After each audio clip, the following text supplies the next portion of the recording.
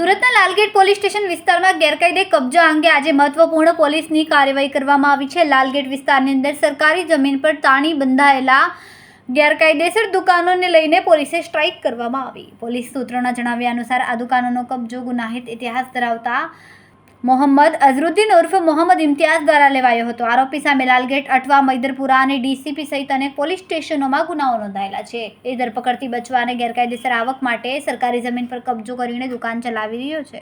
પોલીસે જણાવ્યું કે મોહમ્મદ ઇમ્તિયાઝ જેવા ઇતિહાસખોર તત્વો વિરુદ્ધ નિયમિત સર્વેલન્સ અને માહિતી એકઠી કરીને દબાવવાની કામગીરી ચાલી રહી છે। આજે સવારે સ્થાનિક મ્યુનિસિપલ ટીમના સહકારથી દુકાનો પર કાર્યવાહી કરીને તોડી પાડી હતી।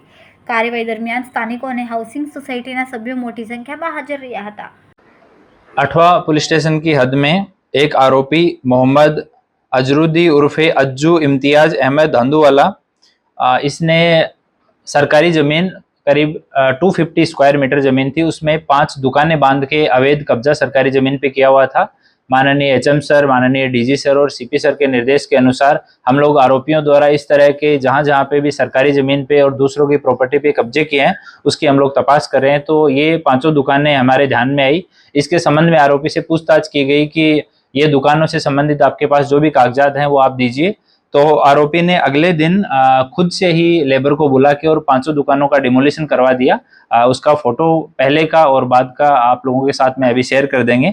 और इस आरोपी के ऊपर 2 पासा सहित कुल 10 गुना है, 8 FIR है और 2 बार ये पासा में जा चुका है।